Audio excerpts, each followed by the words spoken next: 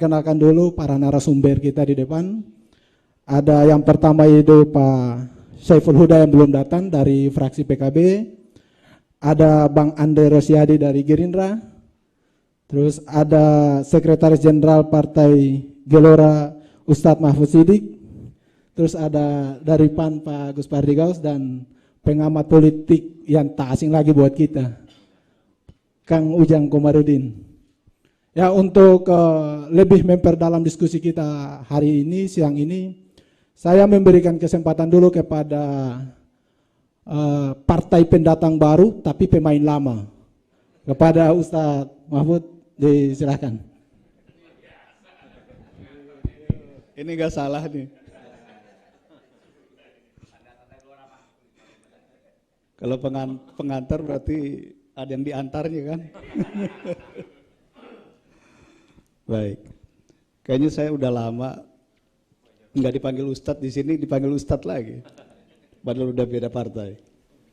Baik, bismillahirrahmanirrahim. Assalamualaikum warahmatullahi wabarakatuh. Rekan-rekan wartawan yang saya banggakan, para narasumber yang luar biasa yang juga saya sangat hormati. Saya berterima kasih diundang hadir, sekaligus reunian ini dengan teman-teman sudah cukup lama nggak ketemu.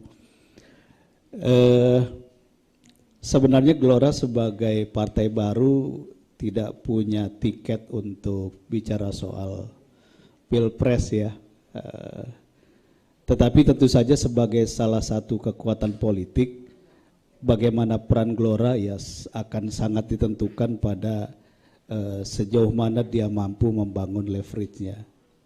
Dan saya kira istilah partai baru tapi orang lama, ya mungkin itu jadi salah satu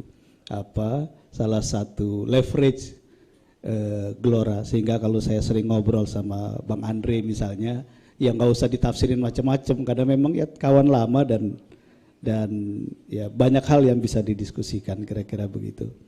Kalau Pak Fahri beberapa kali ketemu Pak Prabowo, ya nggak usah ditafsirin macam-macam juga karena memang kita semua adalah kawan-kawan lama dalam politik. Nah, saudara sekalian,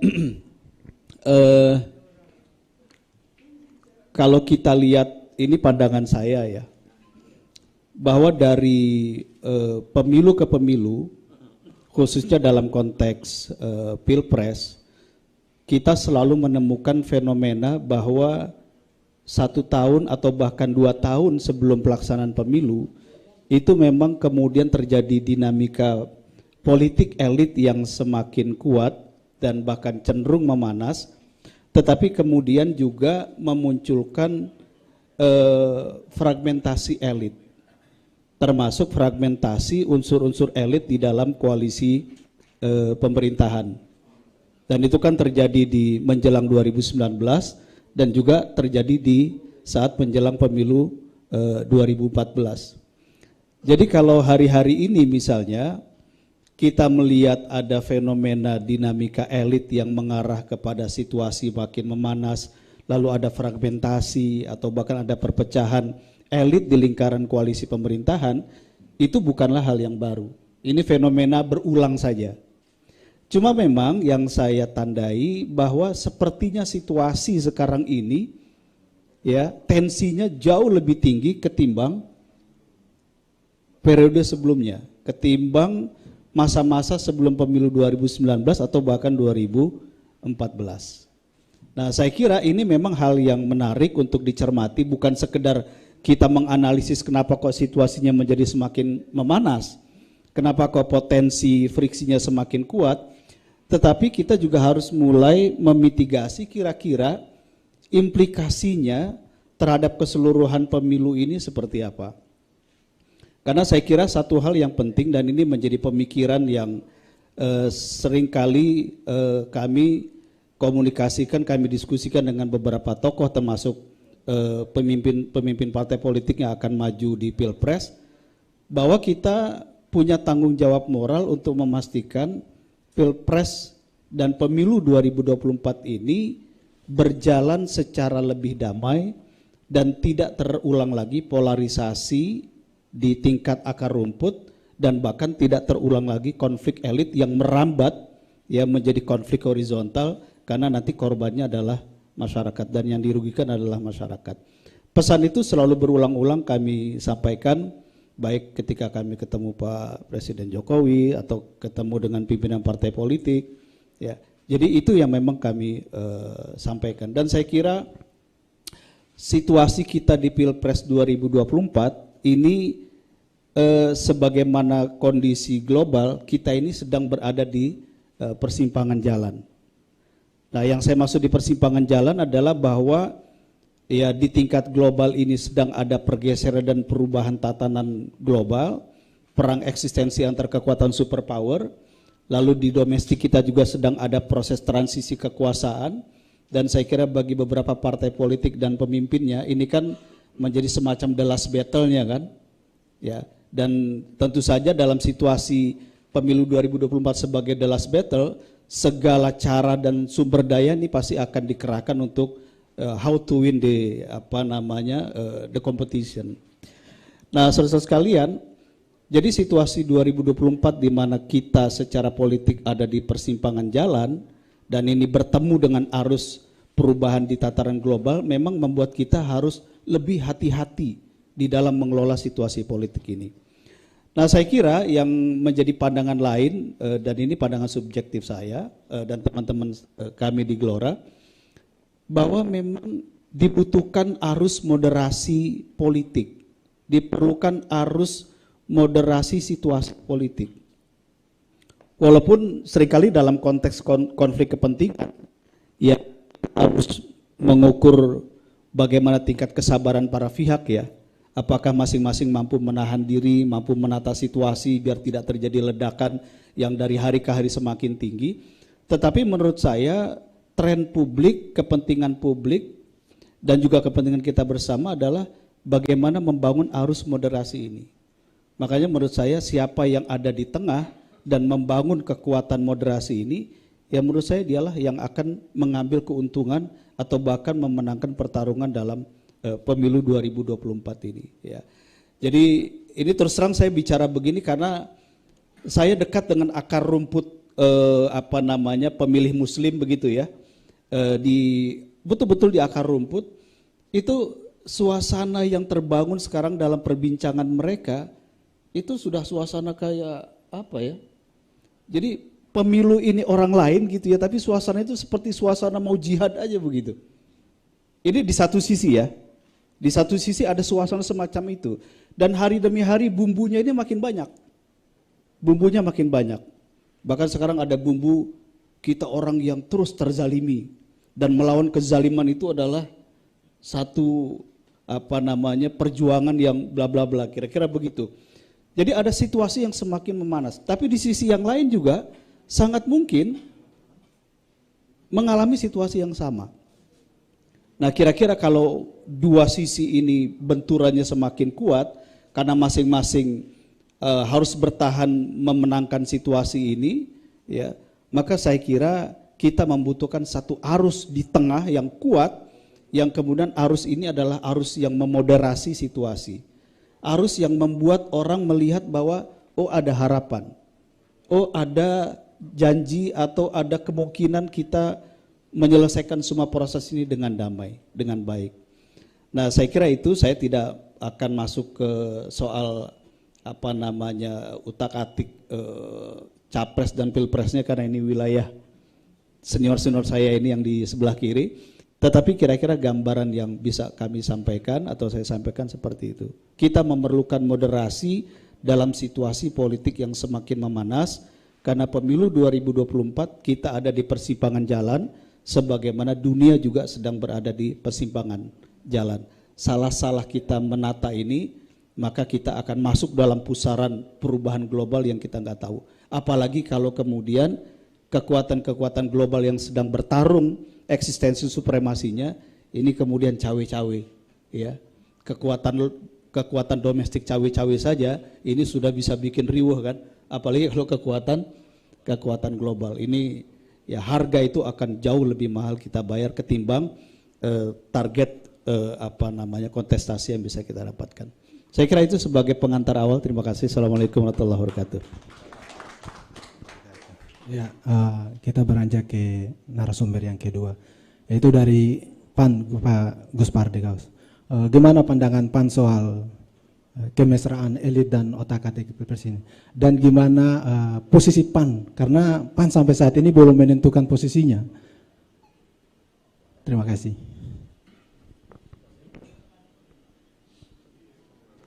Terima kasih. Assalamualaikum warahmatullahi wabarakatuh. Adinda moderator yang saya hormati, para narasumber yang luar biasa, hadirin dan hadirat yang berbahagia. Menarik judul yang ditawarkan oleh kawan-kawan media menyikapi tren terakhir daripada perkembangan situasi politik pada hari ini, khususnya penampakan terhadap calon-calon presiden, di mana disoroti oleh kawan-kawan di Saudi Arabia. Nampak-nampaknya fine-fine saja itu para calon.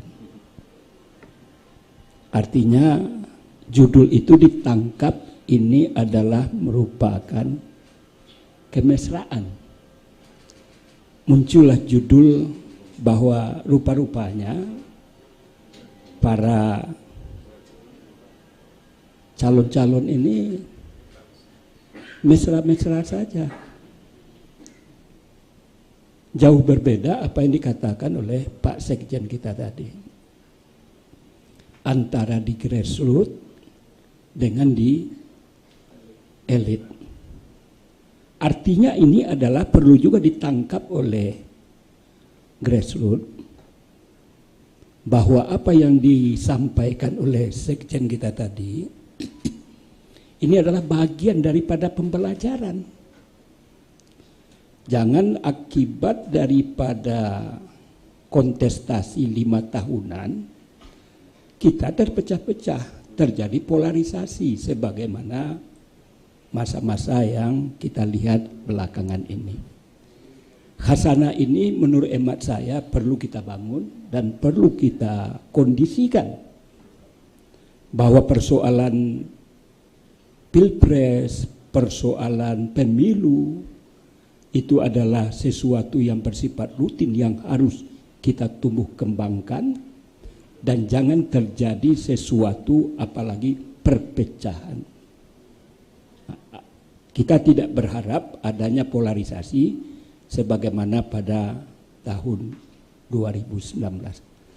Khasanah ini memang tidak kita lihat pada kondisi tahun 2019. Tadi dikatakan bahwa kemarin 2019 kondisinya memang jauh berbeda. Kenapa? Karena para calon yang dimunculkan itu jauh-jauh hari sebelum hari H dilaksanakan. Menurut hemat saya ini juga bagian daripada pendidikan politik. Gunanya apa? Gunanya adalah untuk bisa menyorot,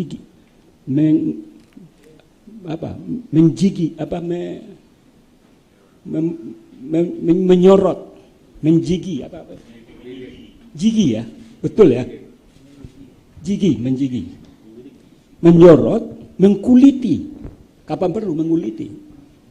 Bagaimana orang-orang yang ditampilkan oleh partai politik terhadap calon yang akan diusung.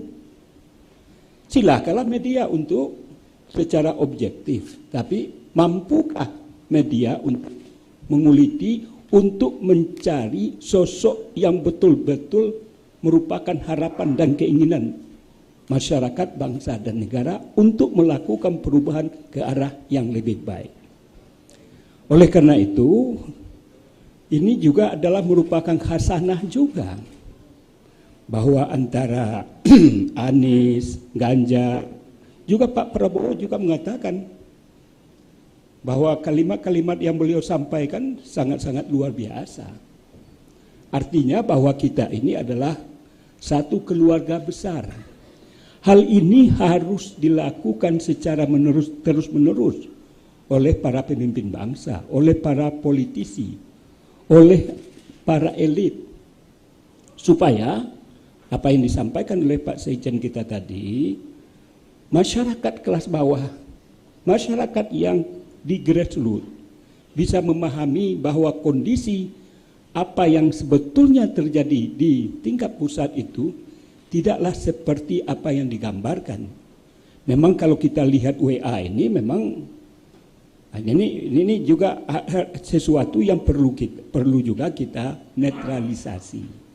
Itu bagian tentang saya bicara tentang kemesraan yang kita lihat pada kondisi ini adalah sesuatu yang menurut hemat saya bagian daripada pendidikan politik dalam menghadapi pilpres ke depan.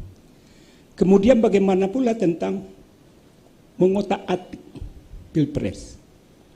Saya dari dulu berharap bahwa calon presiden ini tidak head to head. Tidak hanya dua calon. Berikan keleluasaan kepada masyarakat untuk melakukan pilihan-pilihan. Oleh karena itu, saya juga menawarkan, dan juga banyak tulisan saya berkaitan terhadap itu, tanggapan saya, di mana PAN dalam rapat hariannya memunculkan ide yang sangat bernas dalam rangka mengurangi dinamika, mengurangi polarisasi, dan lain-lain sebagainya yang menimbulkan efek-efek yang tidak pas. Di mana saya mengatakan bahwa kenapa tidak ada KIB yang dari dulu sudah dimunculkan tetapi belum menyebutkan nama.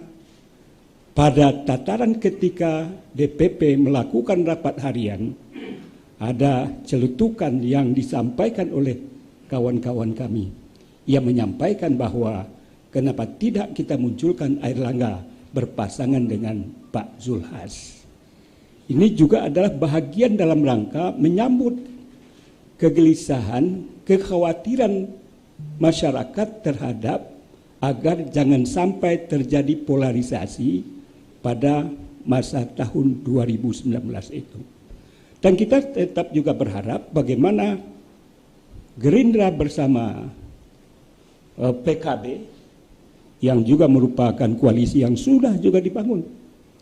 Saya berharap bahwa ke depan ini jadi mengotak-atik calon presiden itu yang jelas memang yang secara resmi baru Partai PDI yang sudah mendeklarasikan bahwa Ganjar akan dicalonkan oleh PDI sebagai calon presiden. Sekarang baru.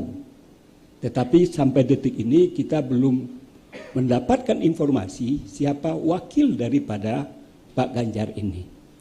Begitu juga Pak Prabowo. Pak Andre ini bisa menjelaskan lebih lanjut hasil keputusan Rakernasnya sudah jelas bahwa Prabowo itu adalah calon presiden dari Gerindra. Kita apresiasi. Lalu siapa wakilnya? Itu tentu harus hitung-hitungan yang matang yang harus dilakukan oleh partai tersebut untuk dengan siapa Pak Prabowo itu berpasangan. Artinya yang ingin saya sampaikan adalah bagaimana media juga mampu mensosialisasikan.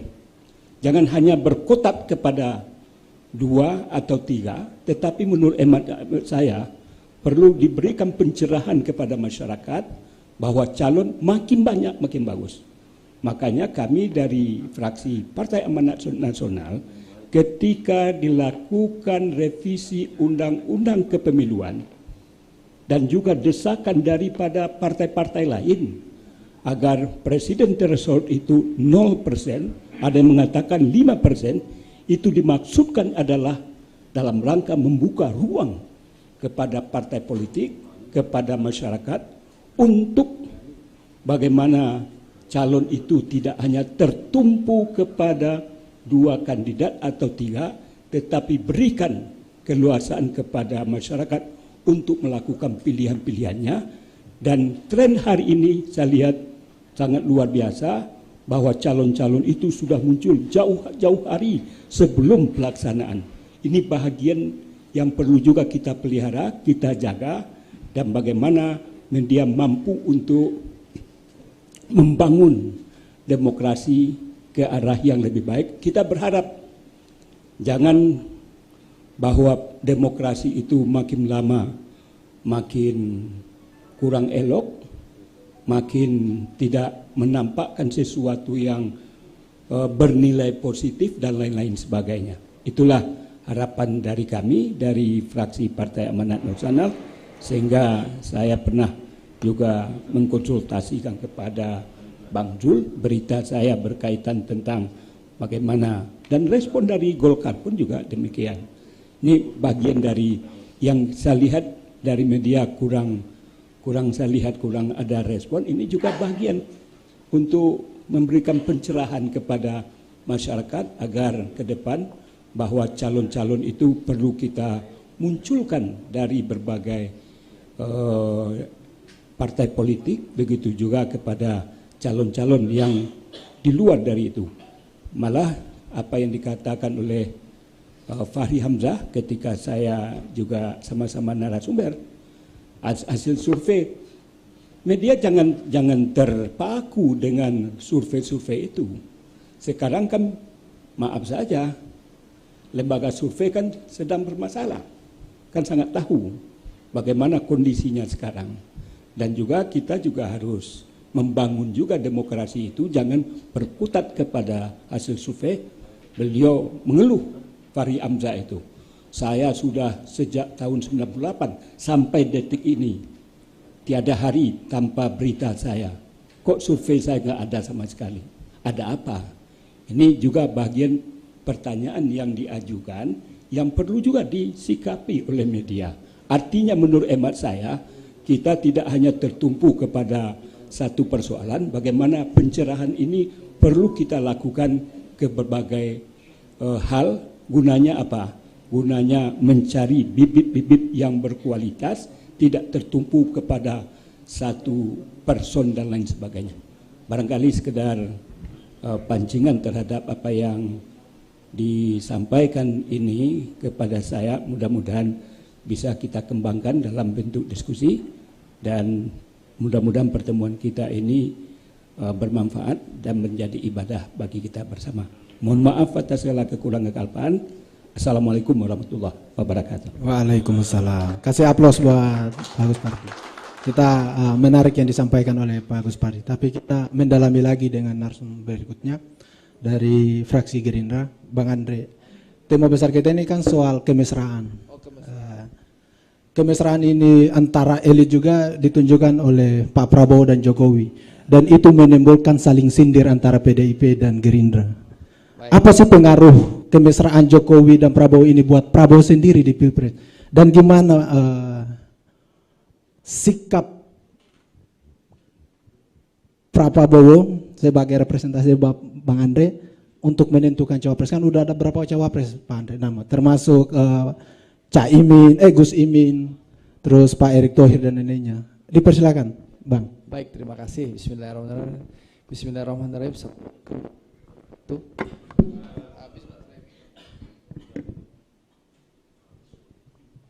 Nah, kita pakai biru aja nih, sesuai baju.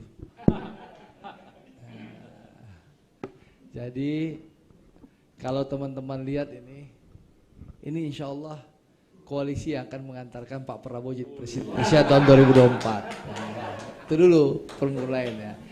Insya Allah Gelora, PAN akan bergabung dengan koalisinya Gerindra dan PKB insya Allah. Tunggu tanggal mainnya. Insya Allah. Jadi Bapak dan Ibu sekalian, teman-teman sekalian, pertama tentu komunikasi politik terus dilakukan oleh pimpinan Partai Gerindra dan pimpinan Partai PKB dalam rangka memperluas dukungan koalisi.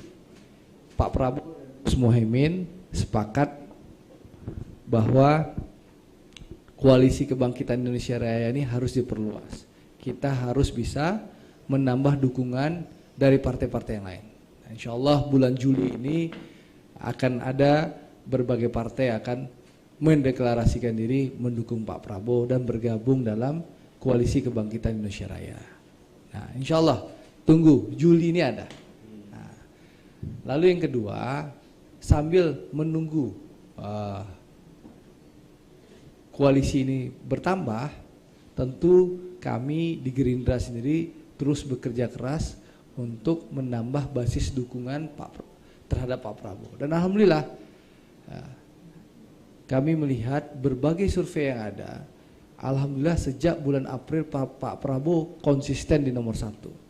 Bahkan yang menarik dari bocoran yang kami dapatkan, teman-teman coba tanya sama Saiful Muzani, SMRC, yang mungkin tidak dirilis itu.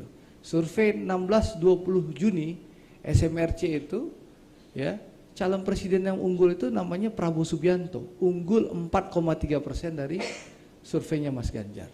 Berarti sudah di atas margin of error.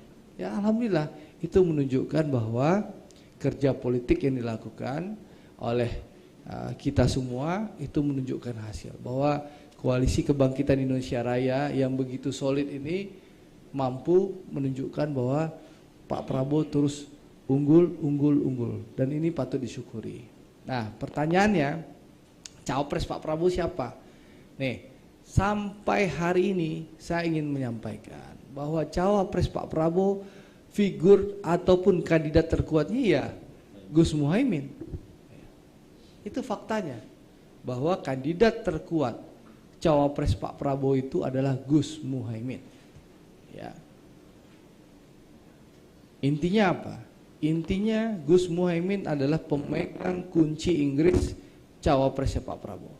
Karena memang nanti Bang Saiful Huda bisa menambahkan, memang dalam kesepakatan yang kami tanda tangani antara Partai Gerindra dan PKB tanggal 13 Agustus tahun 2022, di mana Pak Prabowo membubuhkan tanda tangan bersama-sama dengan Gus Muhaimin, itu jelas bahwa yang menentukan pasangan calon presiden dan wakil presiden dari Koalisi Kebangkitan Indonesia Raya itu adalah Pak Prabowo dan Gus Muhaimin.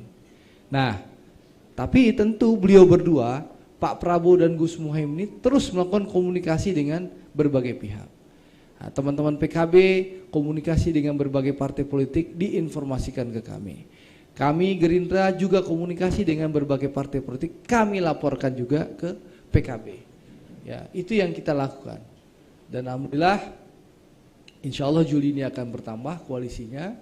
Dan kalau nanti ada partai yang bergabung Juli ini, misalnya PAN, partainya Om Gus Pardi Gaus bergabung dengan kami. Tentu nanti Pak Prabowo dan Gus Muhaimin akan mengajak diskusi Bang Zulhas untuk memutuskan pasangan yang kita usung. Begitu. Itu mekanismenya. Ya. Tapi sampai saat ini saya ingin sampaikan, tadi pertanyaan dari Metro tadi nanya ke saya, siapa cawapresnya Pak Prabowo? Gus Muhaimin. Kandidat terkuat sampai saat ini saya ingin sampaikan adalah Gus Muhaimin. Itu kandidat terkuat yang akan menjadi cawapres Pak Prabowo. Pertanyaannya kapan akan diumumkan? Kan itu yang ditanya sama teman-teman sekalian. Nah, Pak Prabowo dan Gus Muhaimin lagi menunggu momentum yang pas dan waktu yang tepat untuk mengumumkan pasangan yang akan diusung oleh Koalisi Kebangkitan Indonesia Raya sambil menunggu bergabungnya koalisi-koalisi lain.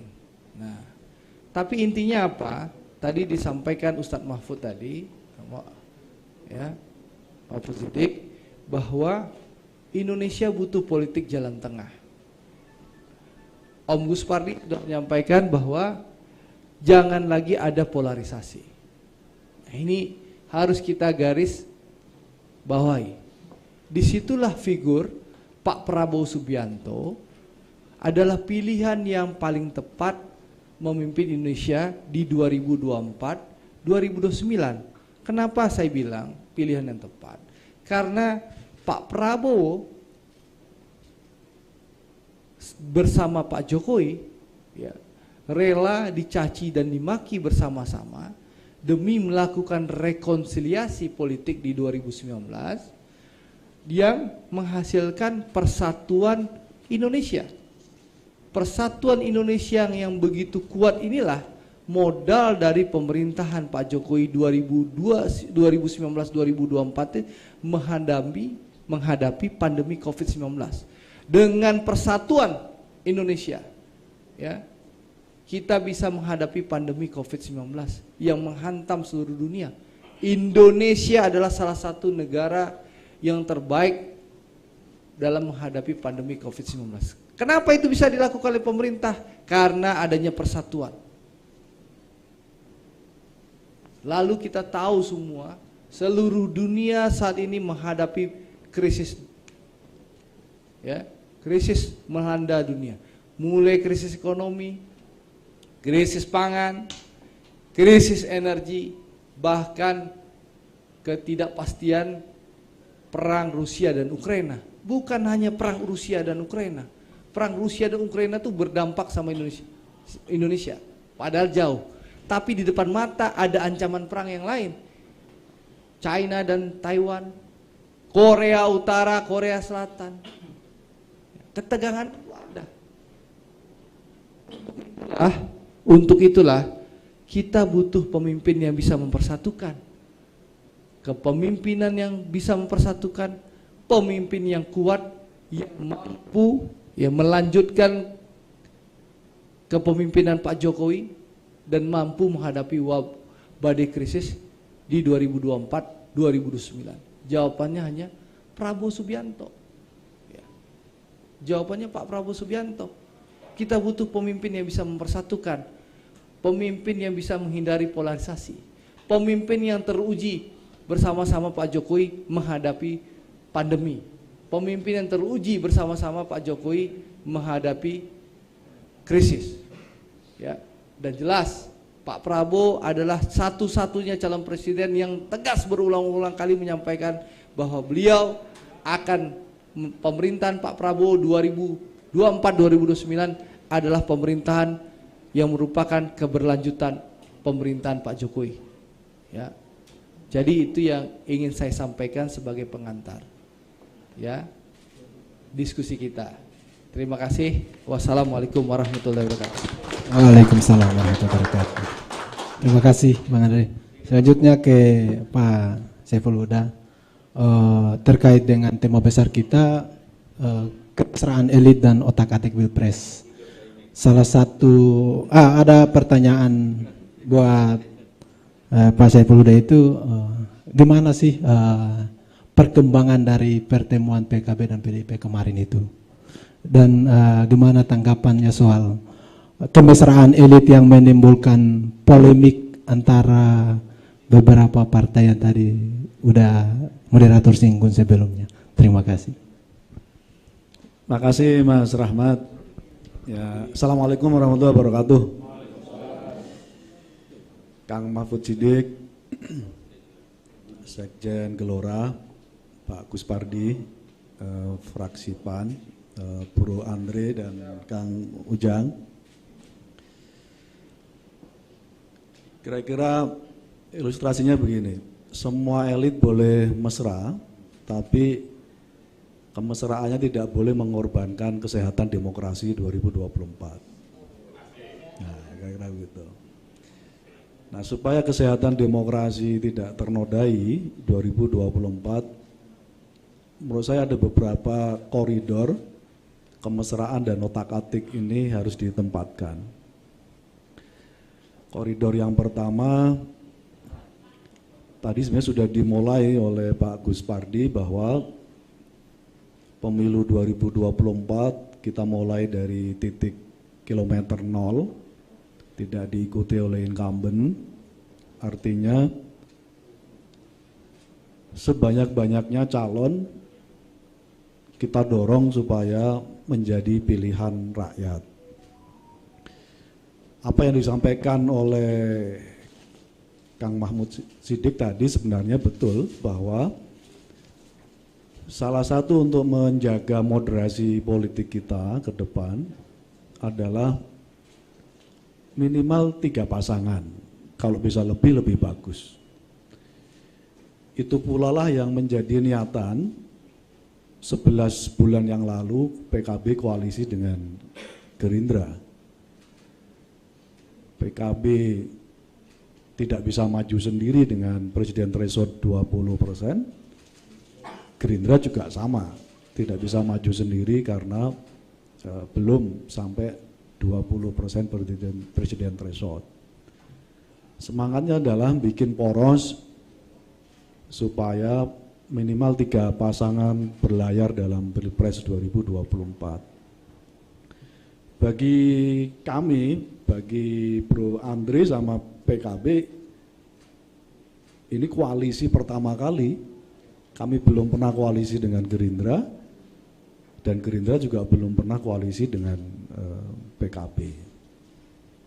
Tapi sejarah membuktikan satu-satunya partai politik pasca reformasi di mana PKB masuk dalam koalisi pasti menjadi penentu pemenangan. Nah, itu penting itu. Penting. Karena sejarah yang ngomong ini Pak Ano. Fakta, saya kira fakta. Pasca reformasi kira-kira suasananya begitu. Nah, jadi yang pertama adalah kemesraan dan otak-atik tuh Mas Rahmat, koridornya saya kira pemilu harus diikuti lebih dari 2 pasangan. Dan itu menjawab saya kira kekhawatiran Kang Mahfud Siddiq menyangkut soal pentingnya moderasi. Jadi moderasi politik di level bawah itu harus terefleksikan dengan cara pandang elit bahwa memang kalau ada arus yang mencoba untuk membangun semacam unifikasi politik sampai lalu hanya 2 pasangan, saya kira ini perlu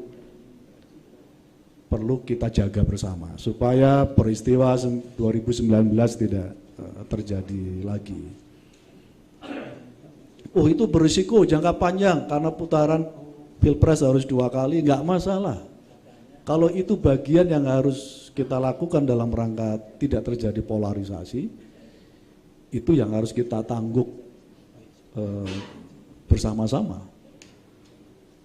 Karena kita di Indonesia memang multikultural politiknya dan harus terefleksikan dari ruang itu. Saya kira itu yang pertama, kemesraan dan otak-atiknya.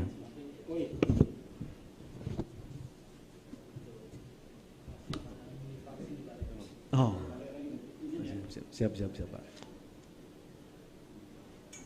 Yang kedua karena itu tadi Pak Gus Pardi saya kira menarik gitu. Ada cara pandang kira-kira kalau KIB mau jalan sendiri bagus tuh Andre. Bagus tuh bagian dari kesehatan demokrasi juga itu. Artinya bisa 4 poros gitu. Karena konfigurasi hasil pemilu 2019 memang memungkinkan 4 poros pasangan dalam Pilpres 2024. Nah, ini yang pertama yang ingin saya sampaikan pada konteks kemesraan dan otak-atik ini.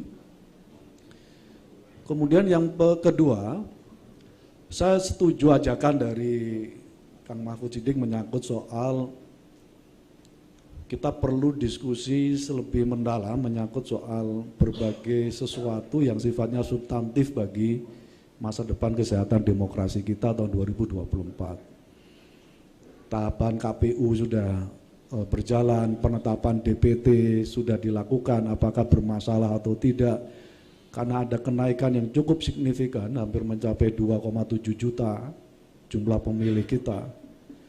Apakah masih ada lubang penetapan hak pilih yang belum terakomodir dan seterusnya. Saya membayangkan ruang diskusi kita lebih produktif kita bawa ke sana. Karena kira-kira begini, karena suasana tadi cerita. Kalau nunggu Pilpres, kapan deklarasi pasangan, masih lama ini. Masih lama.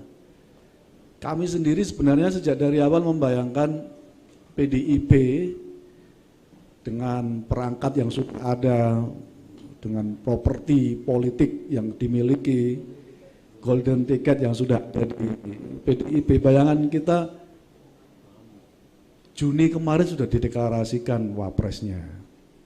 di saat peringatan bulan Soekarno, tapi juga belum, kira-kira begitu. Padahal kita bayangkan kira-kira Gerindra PKB itu bayangannya PDIP dulu lah, gitu. Sebagai penghormatan fatsun politik terhadap partai politik yang memenangkan pertarungan dalam pemilu 2019 kemarin. Nah, tahu-taunya September baru akan diumumkan atau Oktober. Nah, berarti kira-kira bisa 1 hari sebelum berangkat tanggal 19 ke KPU, berarti kira-kira begitu. Karena itu konteks kemesraan elit dan otak-atik itu kira-kira, ini perspektif kita ya, perspektif kita kira-kira pasti akan masih panjang. Gitu. Kata Andre masih 3,5 bulan nih, kira-kira begitu.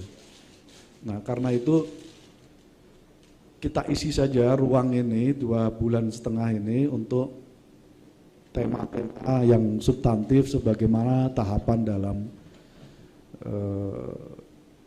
tahapan yang sudah ditetapkan oleh KPU. Misalnya, apakah berdampak ketika keputusan MK tetap terbuka? Apakah para caleg ini sekarang sudah kompetisi di bawah atau merespon keputusan MK biasa-biasa saja? Karena perasaan nggak ada, Pak Sidik, jadi belum ada suasana juga nih. Jadi biasa-biasa saja. Artinya kita tidak ingin publik tidak antusias merespon atau menunggu Pilpres dan Pileg 2024 ini. Nah, karena itu ini perlu kita diskusikan, ada ruang yang lebih besar lagi di dalam Pilpres 2024 ini. Kita mulai startnya dari sekarang, karena kalau nunggu kampanye terbuka hanya 75 hari, jadi artinya akan rumit. Kita harapkan momentum 75 hari untuk kita dapatkan banyak substansi dari perjalanan demokrasi kita. Ini yang kedua, teman-teman sekalian, yang saya ingin sampaikan. Yang ketiga, Mas Rahmat, khusus terkait dengan otak-atik ini dan kemesraan ini, saya setuju elit terus ngangsu kaweruh, elit terus turun ke bawah, menanya kepada relung hati publik maunya seperti apa Pilpres dan Pileg tahun 2024 yang akan datang. Nah, saya meyakini pada konteks ini pentingnya Pilpres diwarnai dengan gagasan yang substantif dari para calon kita.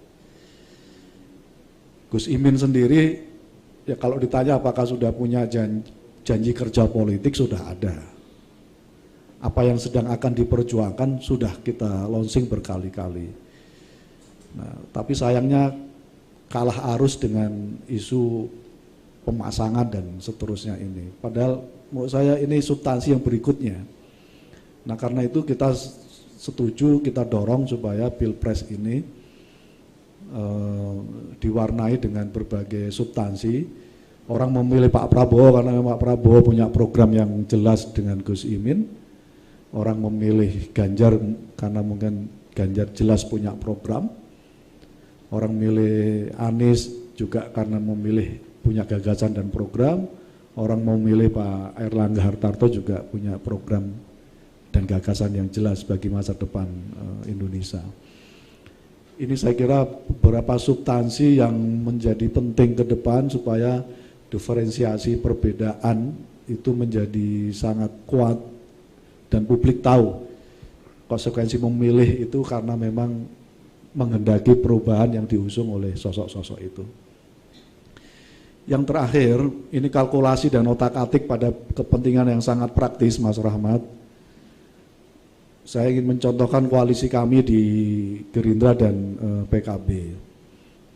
Kenapa kami saling merasa butuh gitu koalisi ini itu, karena kira-kira kepentingan pragmatis otak-atiknya itu begini.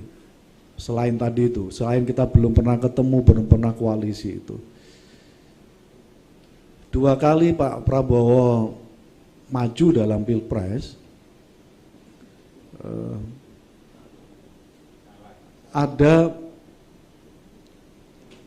apa yang disebut dengan partisipasi publik dan pilihan publik di Jawa Timur yang relatif belum sepenuhnya bisa ke Pak Prabowo. Nah, pada konteks ini kami dengan Pak Prabowo ini saling menutupi berbagai kelemahan itu. Gus Imin punya rumah yang namanya Jawa Timur dan sebagian dari Jawa Tengah. Karena konfigurasi Jawa Tengah itu kenapa saya sampaikan, karena konfigurasi politiknya itu PDIP itu menang besar, lalu disusul oleh PKB. Terus kemudian jauh banget konfigurasinya baru partai-partai lain. Nah, disitulah kira-kira PKB akan berkontribusi kuat bagi pemenangan Pilpres Jawa Timur dan Jawa Tengah. Nah, ini yang sedang terus kami konsolidasikan dan menguatkan suara Pak Prabowo kuat melalui Gus Imin sebagai pasangannya di Jawa Timur dan Jawa Tengah. Yang terakhir, saya aktivis politik, saya pengurus partai. Saya merasa salah satu kesehatan demokrasi yang perlu kita jaga untuk masa depan demokrasi kita adalah kita kuatkan kelembagaan partai ini. Apapun caranya. Salah satu cara penguatan politik sebagai pilar demokrasi ini, menguatkan partai itu adalah termasuk dalam kompetisi Pilpres ini. Gitu. Jadi ada dua hal menurut saya otak-atik ini yang perlu jadi rujukan juga. Menyangkut soal figur. Dua hal ini yang pertama adalah soal elektabilitas, Andre. Yang kedua soal partaibilitas.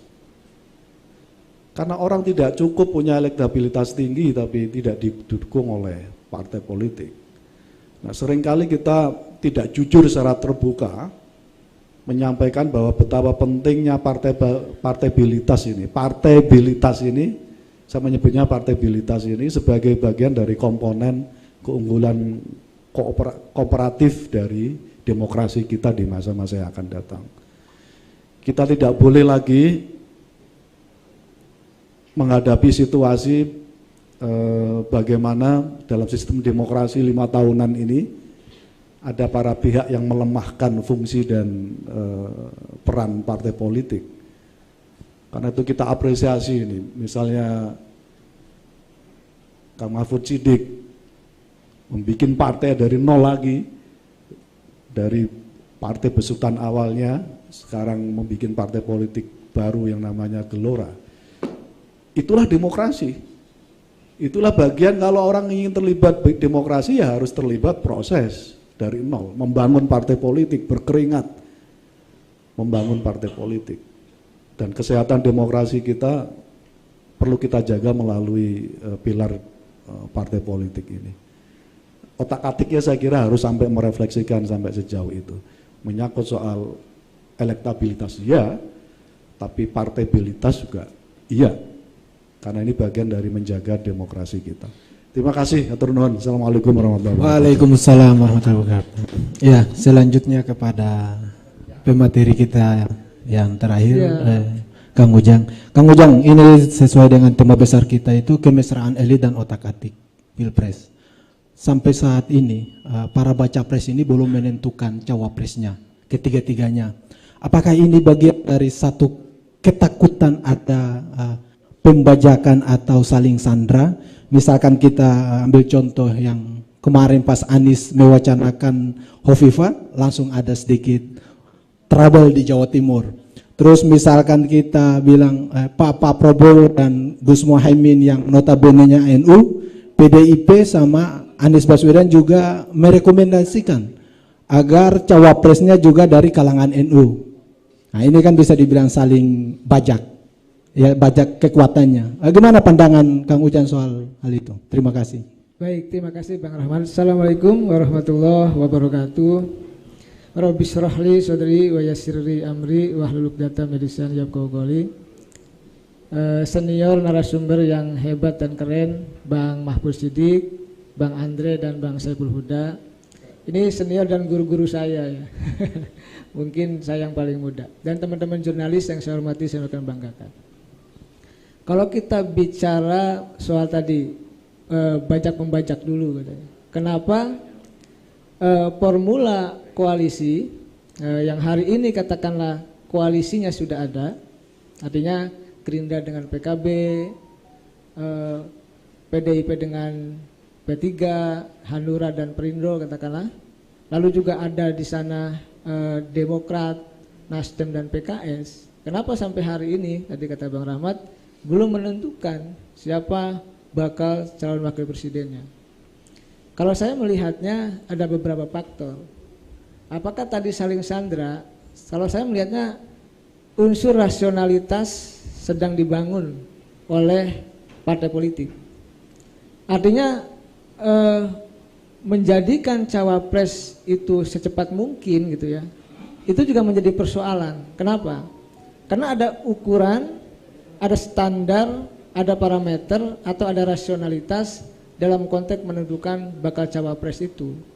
Apa misalkan ya bukan hanya persoalan tadi elektabilitas, seberapa jauh elektabilitasnya misalkan. Karena posisi cawapres hari ini sangat menentukan. Berbeda dengan pada masa 2019 yang lalu. Katakanlah menentukan tapi tidak terlalu. Kenapa? Karena Pak Jokowi incumbent. Jadi Pak Ma'ruf Amin yang sosok kiai yang elektabilitasnya pun hampir-hampir tidak ada, tapi dijadikan sebagai calon wakil presiden dan menang karena memang incumbent. Nah dalam konteks hari ini yang katakanlah capresnya masih rata kekuatannya, ya Bang Andre mengatakan Pak Prabowo 4 digit lebih gitu ya. Katakanlah itu saling susul, masih proaktif, masih dinamis. Dalam konteks kekuatan yang masih rata itu, maka posisi cawapres menjadi penting.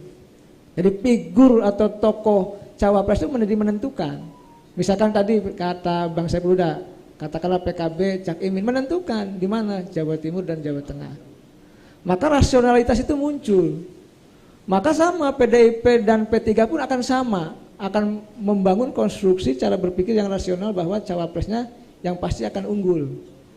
Iya, walaupun memang penuh misteri kan begitu. Yang kedua tentu di Anies. Anies ini ada dua kemungkinan kita tidak tahu. Saya dapat bocoran ada juga Yani Wahid menguat. Saya tidak tahu apakah ini untuk memecah belah NU atau saya tidak tahu. Karena Bang Saiful Huda dalam suatu talk show dulu bersama-sama saya, kalau kekuatan NU itu bersatu, kata Bang Huda ya kan, saya masih ingat, ini bisa memenangkan pertarungan dimanapun posisi cawapres NU ini gitu. Artinya kalau Cak Imin dengan Pak Prabowo, kata Bang Saiful Huda, kalau tokoh NU yang lainnya bergabung, ini juga menjadi kuat. Saya kalau nggak ingat begitu ya Bang Huda. Artinya Bu Yani Wahid kalaupun diambil oleh Anies, bisa jadi keinginan Pak Syuk. Saya dengar, nggak tahu ya apakah Pak Ahaye apakah Yani Wahid itu akan dideklarasikan tanggal 16 Juli, itu bertepatan dengan ulang tahunnya Pak Surya Paloh. Kalau saya salah tolong dikoreksi begitu. Nah ini juga menjadi problem. Kalau saya sih melihatnya begini, ini semuanya ingin main di ujung ini, tidak mau saling mengunci di awal. Jadi kalau tadi kata Bang Rahmat betul, kalau dikunci di awal, disebutkan namanya, tahu-tahu dikerjain gitu kan. Ini kan repot.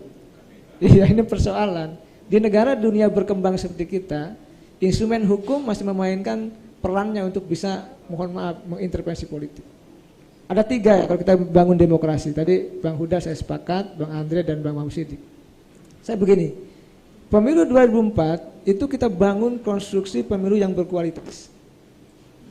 Nah, yang lalu kita masih prosedural kalau kata Zuan Lin itu. Jadi prosedur demokrasinya terpenuhi, selalu ada periodik 5 tahunan berjalan, ada pemenangnya, ada yang kalah, berjalan. Tetapi substansinya tadi Bang Huda katakan tidak dibangun. Oleh karena itu membangun sebuah kontestasi demokrasi yang berkualitas ya dengan hadirnya, saya tambahkan Bang Huda, politik ide dan gagasan menjadi sebuah keniscayaan. Jadi gini, kalau politiknya berkualitas, ide dan gagasannya muncul, maka namanya politik aliran atau politik polarisasi, hoax itu akan berturun, akan berkurang. Kenapa sekarang itu muncul ya narasi negatif, saling serang, saling menjelekkan satu sama lain? Karena pertarungan ide dan gagasannya tidak muncul. Kalau kata Bang Huda tertutup. Tadi Cak Imin punya konsep, ada buku putih kalau nggak salah ya.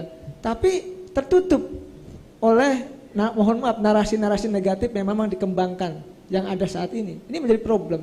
Tetapi tadi kalau ada daya dorong dari capres dan cawapres ini untuk sejak dini ya, sejak saat ini untuk membiasakan, kalau saya mengatakannya ya membiasakan untuk mempublish terkait dengan pertarungan ide dan gagasan itu akan menjadi sebuah konstruksi politik yang sehat, yang pertama.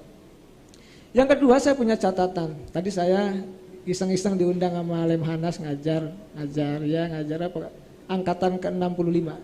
Jadi saya mengatakan bicara demokrasi juga. Ada 3 hal penting dalam demokrasi kalau kita ingin berkualitas. Ini saya sampaikan di mana-mana. Yang pertama, terkait dengan persoalan pendidikan.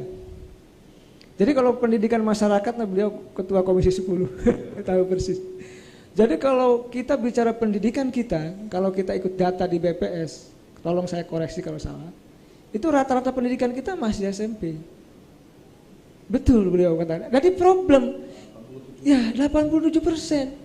Jadi bagaimana kita ingin membangun sebuah konstruksi demokrasi yang berkualitas kalau pendidikan kita masih rendah rata-rata masyarakat kita. Artinya kita punya tugas besar ini, abang-abang di sini narasumber, untuk membangun tadi pendidikan ke depan. Jadi ada paralelitas antara dunia pendidikan dengan demokrasi.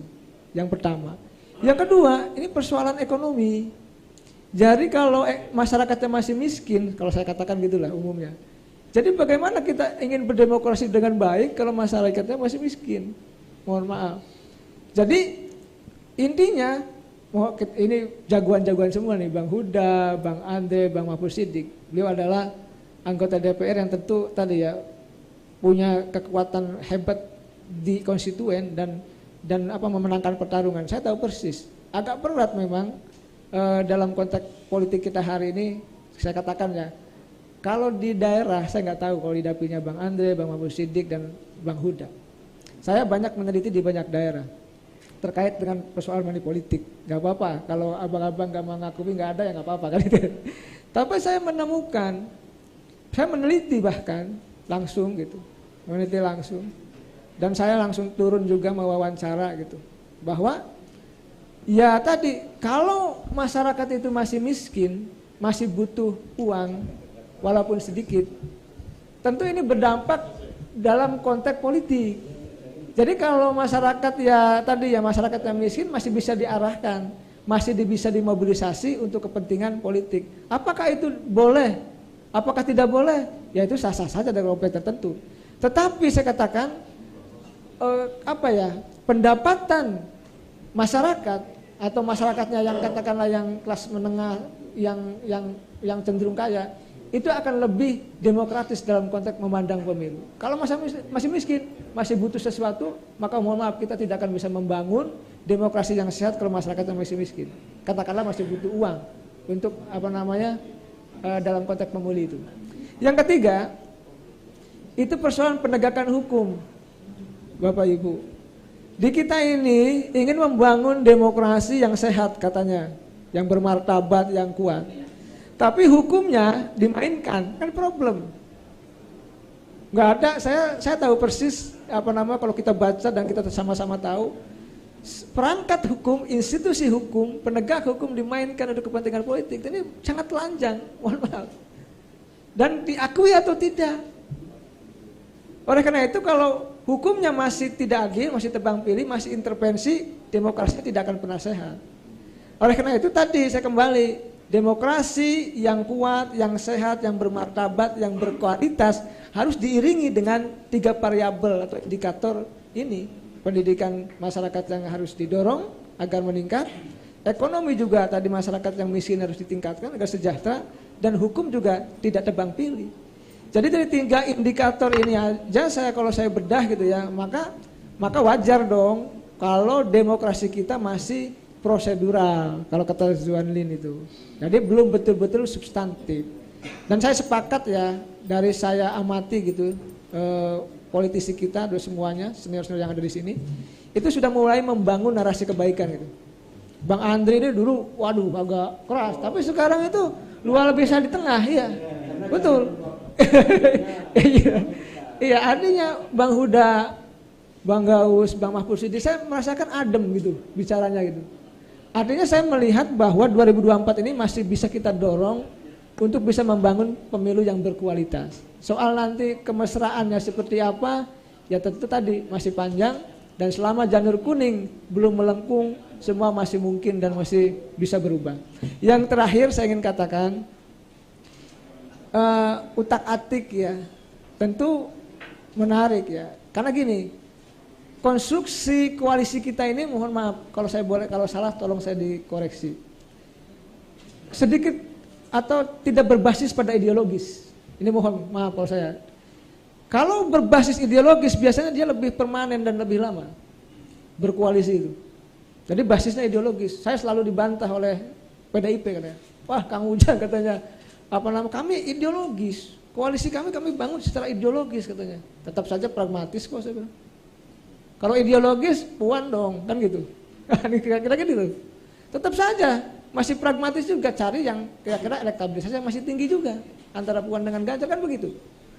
Nah, apakah salah? Ya tentu tidak juga. Nah, basis koalisi yang bukan ideologis ini yang memungkinkan berubah sampai akhir, sampai ujung. Jadi capresnya masih mungkin berubah, cawapresnya juga masih mungkin digoyang. Ya apalagi belum ada gitu kan. Artinya basis yang mohon maaf pragmatis dan taktis ini memungkinkan untuk perubahan koalisi ini bisa berubah kapanpun. Selama tadi yang janur kuning itu belum melengkung. Jadi soal perjodohan itu basisnya basis pragmatis dan taktis. Apakah salah? Tidak juga. Karena formulasi koalisi itu dibangun atas dasar apa? Rasionalitas untuk menang. Nggak ada koalisi yang dibangun ingin kalah, pasti. Tadi katanya Bang Huda mengatakan kalau PKB ada di situ menang, kira-kira gitulah kalau ingin katakan. Dan memang sejarahnya begitu. Tapi boleh saya kritik, di pilkada agak kalah Bang. Dukung AHY kalah. Ya beda pilkada. Tapi dalam konteks pemilu, pilpres, PKB jagonya. Oleh karena itu saya kembali ke Bang Gaus, PAN. Ini PAN sedang memainkan. Cuma PAN memang. PAN ini KIB. Ya tadi PAN. Tapi saya melihat begini, saya sudah analisa jauh-jauh hari. KIB dibentuk atas dasar skoci Ganjar, dan kemarin saya ketemu Pak Jarod mengiyakan.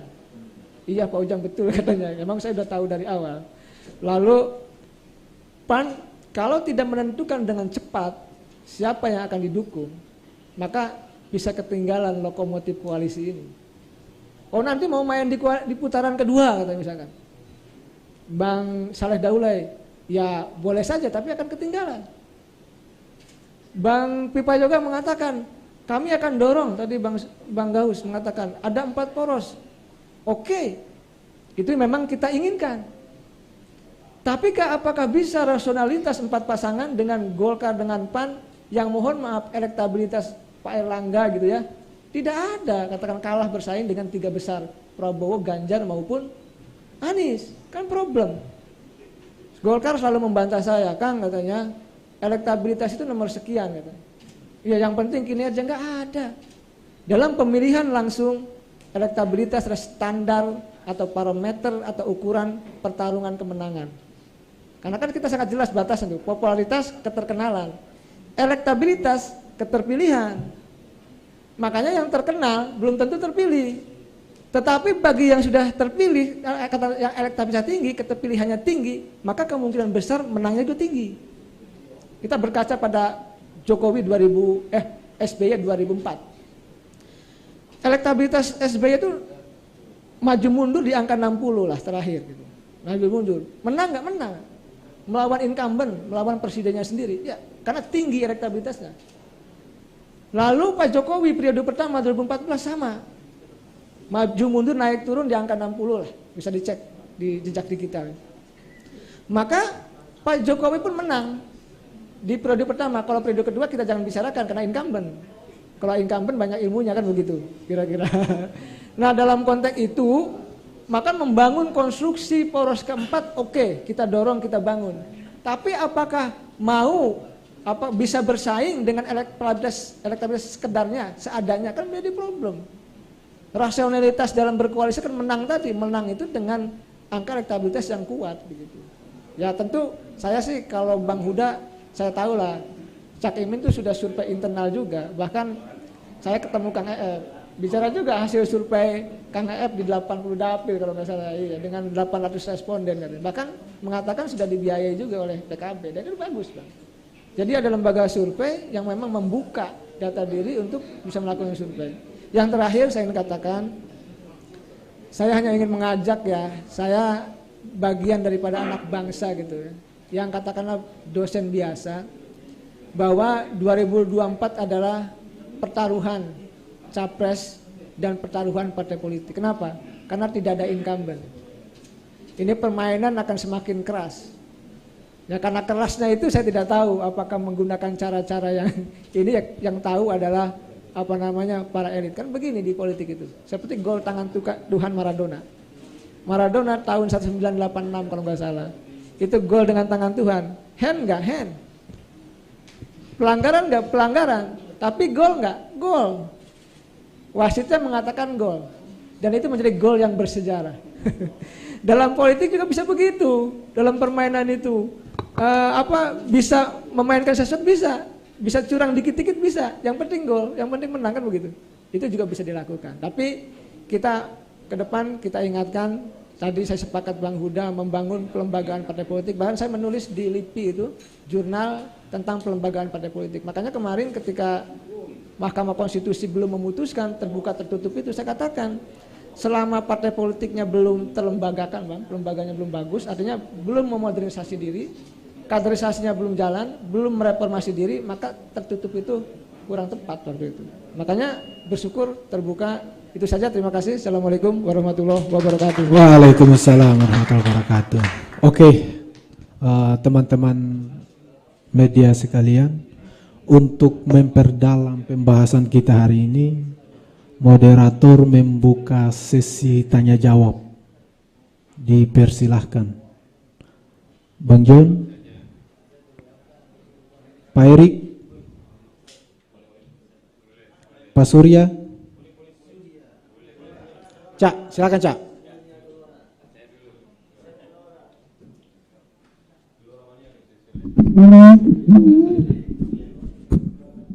Assalamualaikum warahmatullahi wabarakatuh. Kepada semua pembicara yang saya hormati, saya nanya ketegasan Gerindra saja. Kalau yakin bahwa dan terkuat Caimin, kenapa tidak dideklarasikan? Karena sempat muncul nama Erick Thohir dari PAN kalau nggak salah. Nah, kalau nggak salah Caimin juga rela gitu kalau Erick masuk kemudian Caimin tidak jadi cawapres. Tapi tadi disebutkan terkuat, kenapa tidak dideklarasikan? Atau Gelora kan sudah punya kriteria capres adalah ada pada Pak Prabowo. Ya mungkin cawapresnya apakah Caimin sudah memenuhi syarat itu. Terima kasih. Silakan. Selanjutnya. Ya, baik. Terima kasih atas kesempatannya. Sebenarnya banyak sekali pertanyaan saya.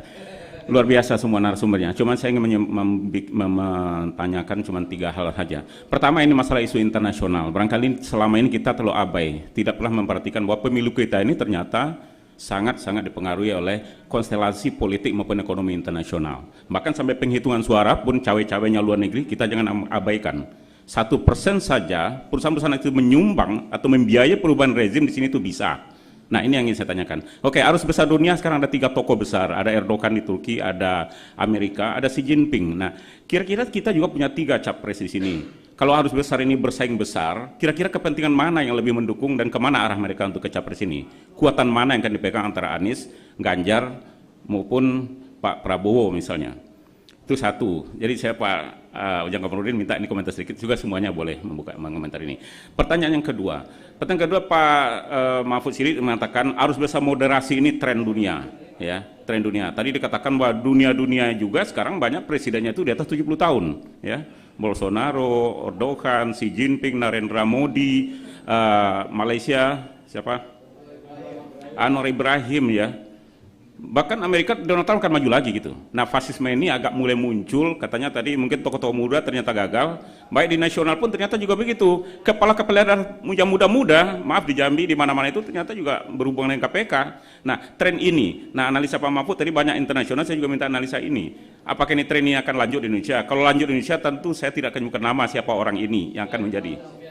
Ya, artinya dia yang ketawa terakhir dan tertawanya akan lebih lama gitu kan, itu istilahnya. Nah, ini analisa seperti apa? Nah, ini kita sering terlalu konsentrasi di partai politik, domestik, padahal internasional memantau karena Indonesia strategis untuk ekonomi, untuk politik, untuk hukum pun. Oke, yang ketiga pertanyaan saya ini terkait masalah NU ini menarik. Kalau 60% pengaruh Islam di Indonesia itu adalah NU misalnya, harusnya NU bikin partai politik saya yakin menang. Tapi faktanya NU itu dari dulu nggak pernah juga bersatu. Akan berbeda juga nanti konstelasi politik ketika 2024 nanti. Kalau 2019 kemarin tutup mata saja Pak Ma'ruf Amin diambil, jadi mungkin besok juga bisa Pak Mahfud misalnya, yang naga-naganya juga pengaruhnya kuat di kalangan NU misalnya, walaupun beliau juga ada unsur HMI-nya. Nah, saya ingin melihat bagaimana misalnya kalau Cak Imin dengan YN ini belum berdamai dalam tanda petik, pola kekuatan Gus Dur sebagai tradisional dengan struktural di PKB misalnya belum bersatu, bahkan sekarang saya lihat itu semakin memanas. Ada kecenderungan sepertinya Cak Imin juga mulai dibayang-bayangi untuk, maaf ya, mungkin ada masalah hukum dan sebagainya. Bahkan Pak Zulkifli Hasan juga mungkin ada bermasalah di situ, hati-hati. Pak Ganjar juga bukan tidak ada masalah hukum. Nah, jangan-jangan penentunya nanti memang wapres ini, cawapres nanti, dan masalah hukum kata Kang Ujang tadi. Karena kalau hukum bicara masalah benar dan salah, nanti ya kita politik adu kuat dan lemah, ini kan jadi benturan nanti. Saya khawatir jangan-jangan orang ini jadi inceran juga oleh KPK sekarang. Itu yang saya khawatirkan. Oke, jadi itu aja pertanyaan ketiga saya. Tolong dibedah lagi masalah NU ini. Benar nggak gitu? Takut-takutnya Pak Ade Rosiade terlalu over pede, terlalu kepercayaan diri gitu loh. Ternyata begitu Prabowo dengan Caimin, toto tas gitu selesai. Kita nggak tahu. Itu aja Pak, makasih. Oke, terima kasih. Ada lagi? Oke, terakhir. Silakan Pak Randy. Yang siap nikah 2 kali. Mas Usulah saya. Assalamualaikum warahmatullahi wabarakatuh. Saya Randy dari Rakyat Merdeka. Soal dinamika politik 2024 memang menarik ya. Tapi yang menjadi fokus saya ya terkait soal Gerindra dan Prabowo ini seperti gadis cantik saat ini mungkin. Karena nggak ngapain, tapi seolah-olah diperebutkan ini. Ini banyak sekali partai yang mulai mendekat, bahkan PKB kemarin Mas Huda bilang ada pengganggu. Pernyataannya PAN apakah merasa menjadi seorang pengganggu hubungan antara Gerindra dan PKB misalnya, jadi pelakor bahasanya dulu, pelakor politik gitu. Apakah PAN merasa menjadi pelakor politik antara Gerindra dan PKB? Itu pertanyaan pertama. Dan yang kedua, ini kenapa gelora, Bang Mahfud? Ini saya lihat tadi Pak Hari Hamzah ini lebih memuji juga Prabowo nih. Ini apakah mungkin juga ikut arus ke Gerindra PKB gitu? Itu karena ini Gerindra ini memang lagi naik daun ini kayaknya nih. Nggak tahu nih apa rumusnya dan ininya nih katanya. Nah, yang berikutnya terkait soal saya catatan saya dulu nih. Politik Caimin politik pingit Caimin itu kan kemarin juga sempat mengguncangkan politik istilahnya politik nasional lah. Tapi ternyata Mas Huda, Gerindra diem aja tuh, nggak ngerespon gitu loh. Maksudnya dicuekin atau seperti apa gitu. Padahal Caimin ini sudah mulai, ini tingkat tinggi kalau menurut saya dalam kaidah politik ini sebenarnya udah tingkat tinggi misalnya politik pingit Caimin ini. Tapi ternyata Gerindra ngeresponnya slow aja gitu loh. Jadi seakan-akan nggak ada ngaruhnya gitu kan. Perlu juga mungkin dijawab. Perlu juga mungkin dijawab, Kang. Ini apa faktornya? Kenapa politik pingit Caimin ini belum ngaruh ke Gerindra ini? Apa karena dopingnya kurang kuat gitu kan? Atau karena apa nih? Terima kasih. Assalamualaikum warahmatullahi wabarakatuh. Waalaikumsalam warahmatullahi wabarakatuh. Oke, ada 7 pertanyaan dari 3 penanya. 2 ke Gelora, terus sisanya ke Gerindra, PKB dan PAN. Kita tuntaskan Gelora dulu, Bang. Dipersilakan. Yang pertama itu soal kode Fahri kepada Prabowo. Ini kan bagian dari sikap Gelora juga. Terus yang kedua soal konstelasi internasional dan ekonomi terhadap politik Indonesia. Ya, seperti saya sampaikan di awal tadi dan sudah dikenalkan juga oleh moderator, Gelora ini casingnya baru tapi apa namanya, brandware-nya kan banyak orang lama, dan orang lama di Gelora ini ya teman-teman lamanya juga banyak. Pak Prabowo ya teman lamanya Pak Anies, teman lamanya Pak Fahri, ya. Jadi ya kalau sering ketemu, sering menyebut nama ya biasa aja gitu. Ya, kedekatan itu kan membuat kita jadi lebih lancar mengucapkan nama, kan kira-kira begitu. Bahwa apakah nanti Gelora akan memutuskan untuk mendukung salah satu capres yang ada pada waktunya, iya. Pada waktunya iya. Walaupun kami juga sadar bahwa posisi Gelora sebagai partai baru ini memang tidak punya tiket untuk menambah persyaratan presidential threshold 20%. Tapi dalam konteks kerja pemenangan, kalau saya beranalogi, ya Gelora itu kayak resleting gitu ya. Nggak kelihatan dan nggak perlu ditampilkan, tetapi penting. Karena begitu nggak ada resletingnya itu justru jadi menarik perhatian banyak orang. Ya kira-kira begitu. Gelora bukan sabuk, bukan belt yang ada mereknya dan kadang-kadang harganya bisa fantastis gara-gara mereknya itu gitu ya. Tetapi mungkin begitu dilepas juga nggak banyak pengaruhnya juga. Tapi kalau resleting ya orang nggak tanya merek resletingnya apa, kan nggak gitu ya. Tapi kalau nggak ada orang bisa nunjuk, tolong ditutup nggak ada resletingnya itu. Kira-kira begitu. Yang kedua, kalau bicara tentang DNA-nya Gelora sejak awal kelahirannya, ini memang DNA-nya moderasi. Itulah sebabnya kenapa kami bikin partai baru, karena ide moderasinya itu nggak ketemu lagi lahannya. Gitu. Jadi benih moderasi ini nggak bisa lagi ditumbuhkan di lahan lama, makanya kita cari lahan baru. Jadi DNA moderasi inilah yang kemudian menuntun pikiran, cara kerja dan juga pilihan-pilihan politiknya nanti. Makanya kalau saya dengan Mas Andre hari ini banyak bicara hal yang sama tentang moderasi, ya karena itu memang DNA-nya Gelora ya begitu. Dan saya kira dalam ini kalau kita bicara analisis, saya misalnya melihat sebagai pihak lain, dalam konteks 3 capres yang sering dimunculkan oleh lembaga-lembaga survei, ada Pak Ganjar, ada Pak Anies dan ada Pak Prabowo, framing yang terjadi baik oleh lembaga survei maupun oleh media sendiri, itu kan kemudian memposisikan Pak Ganjar di sisi kiri, kira-kira begitu, Pak Anies di sisi kanan, lalu Pak Prabowo kemudian secara otomatis dia mengambil posisi ada di center, ada di tengah.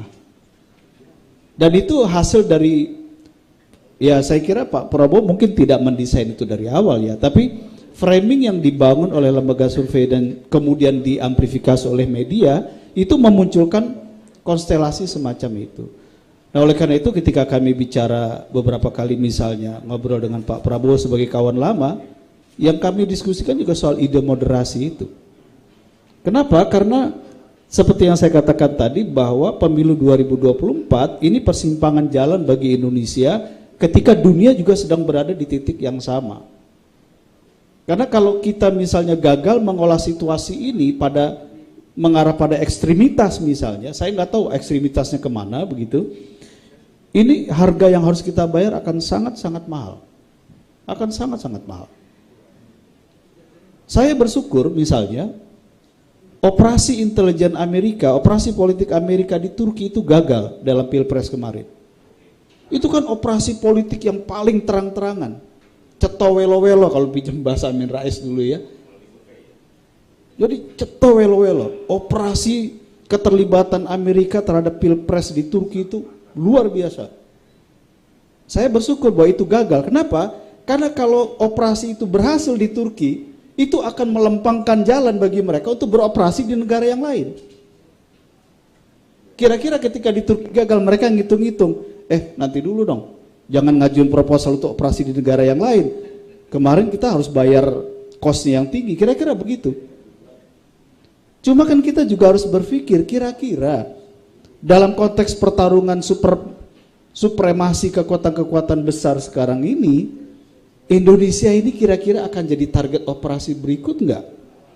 Oleh salah satu dari kekuatan besar. Kalau itu jadi target operasi, maka bisa jadi operasi itu berhasil memenangkan satu kekuatan atau satu kandidat tertentu dalam konteks pilpres, tapi yang harus membayar harganya itu adalah masyarakat, pemilih, bangsa. Dan itu harganya, itu yang tadi saya bayangkan, titik persimpangan jalan ini sangat krusial bagi kita. Nah itulah kenapa saya sebagaimana DNA-nya Gelora, hari ini saya mengendorse kembali ide tentang moderasi. Dan dalam ini pandangan subjektif kami di Gelora, siapapun calon pemimpin yang konsisten dengan ide moderasi ini, dia punya peluang lebih besar untuk memenangkan kontestasi. Tapi pada saat yang sama, dia bisa menjadi pemenang dengan harga yang lebih ringan yang harus dibayar oleh masyarakat kita. Saya kira itu pandangannya. Terima kasih. Selanjutnya kepada Pak Gus Pardi, ada 2 pertanyaan kepada PAN. Yang pertama itu PAN sebagai pelakor antara Gerindra dan PKB. Yang kedua itu nama Erick Thohir diusulkan PAN untuk mendampingi Prabowo Subianto. Dipersilakan, Pak.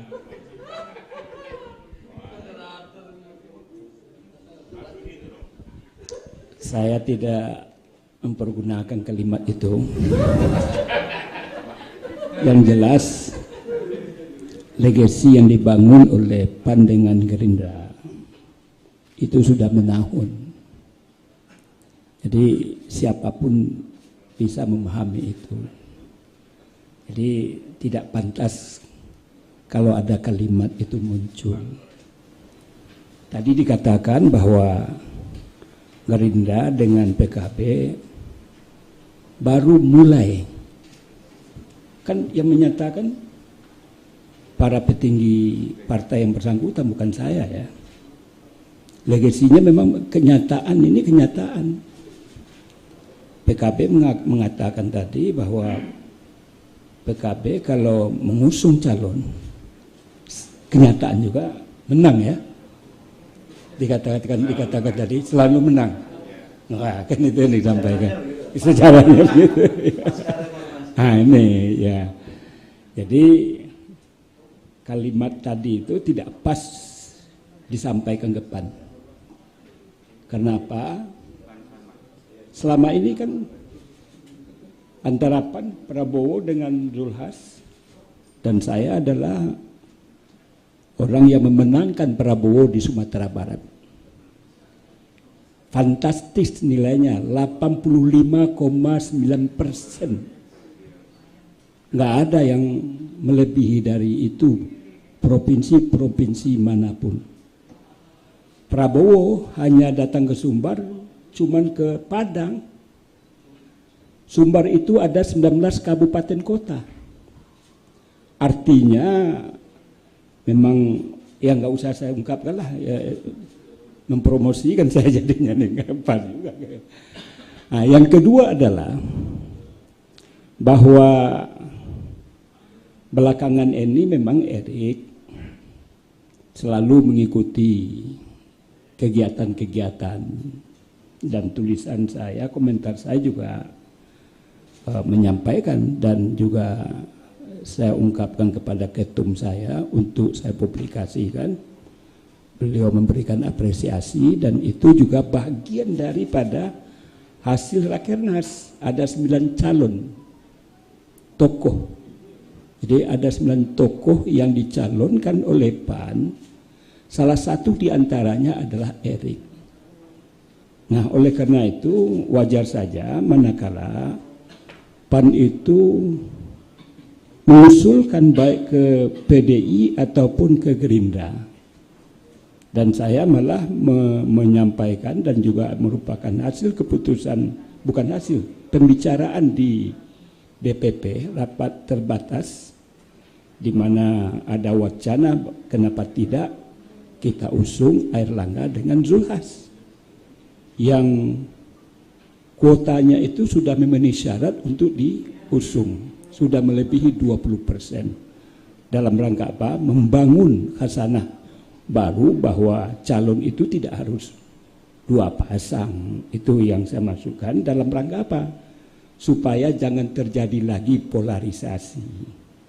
Jadi kembali kepada persoalan bahwa PAN pada hari ini memang mengusung Erik, apakah ke Pak Prabowo ataupun kepada Ganjar. Nah, ruang apa yang diberikan oleh kedua partai ini?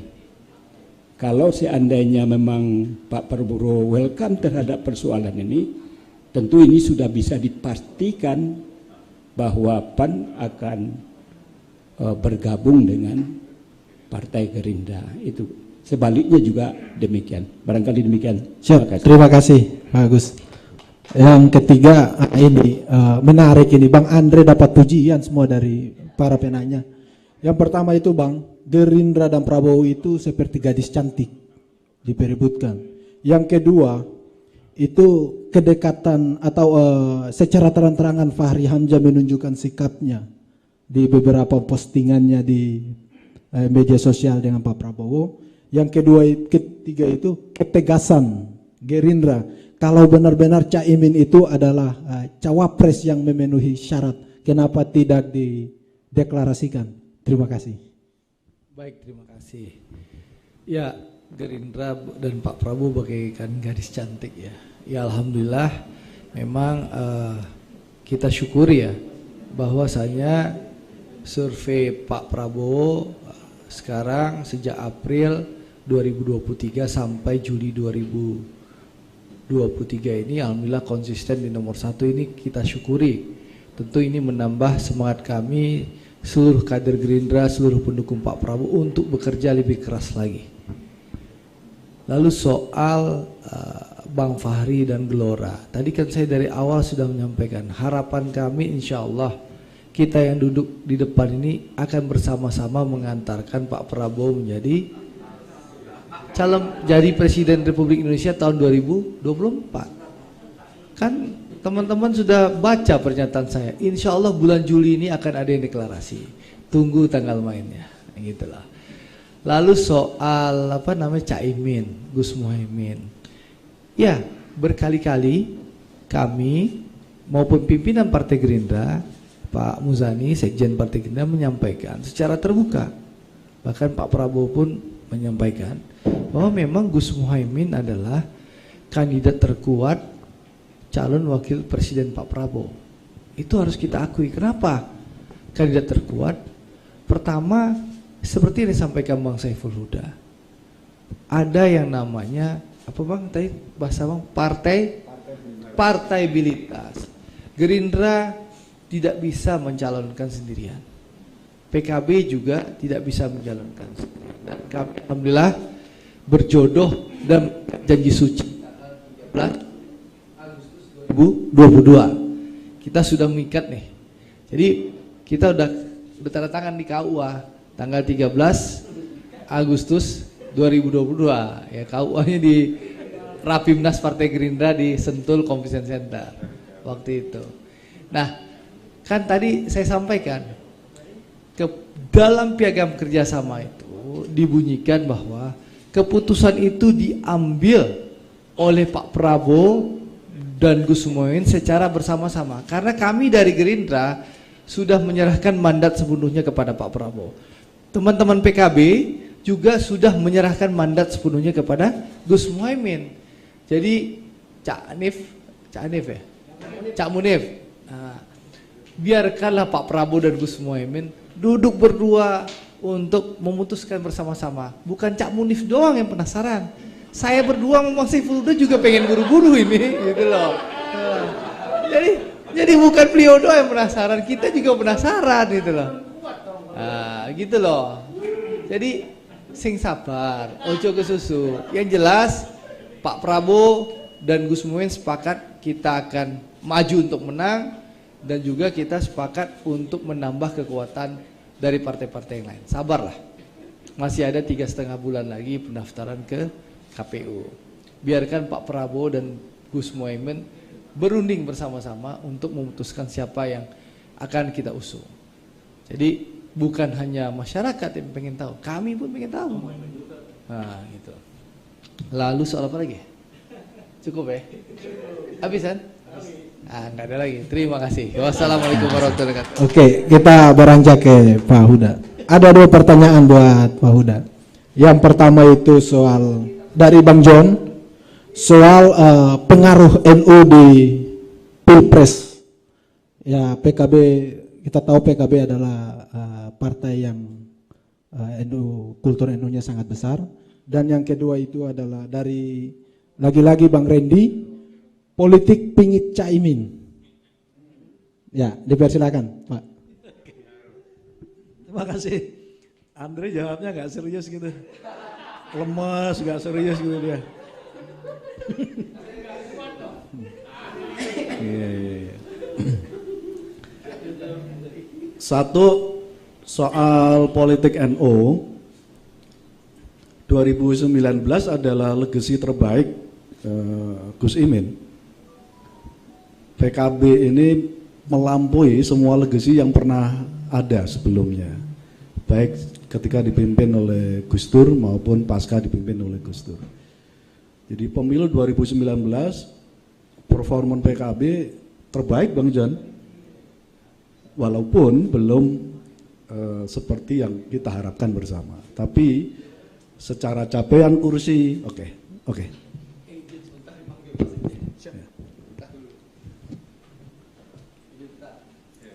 Secara perolehan kursi dan perolehan suara 2019 maksimal. Itu yang pertama. Yang kedua, Mbak Yeni sudah punya partai lain sejak sudah lama, gitu. Artinya kamarnya sudah beda, gitu. Kamarnya sudah beda. Bahwa PKB representasi partai yang didirikan oleh PBNU satu-satunya iya. Gitu. Dan memang yang dilahirkan satu-satunya difasilitasi oleh PBNU adalah PKB. Nah, jadi ada 2 capaian itu yang saya kira menyangkut soal dinamika di politik di NU. Jadi di bawah pimpinan Gus Imin, PKB tidak downgrade, tapi malah mengalami capaian paling tinggi, capaian yang belum pernah dicapai oleh PKB sejak berdiri. Itu yang pertama saya kira. Yang kedua, saya ingin merespon soal isu dari Bang John soal politik internasional. Saya merasa ada 2 hal cara pandang kita soal politik internasional itu. Yang pertama, semua negara sedang powerless hari ini. Amerika kenapa nggak kalah disampaikan tadi oleh Kang Mahfud Siddiq? Kenapa cawe-cawe Amerika misalnya kalah di Turki? Karena resource-nya terbatas. Amerika sedang pusing terhadap dirinya sendiri hari ini. Dalam beberapa hal termasuk China sebenarnya. Jadi semua negara-negara superpower saya kira sedang mengalami powerless.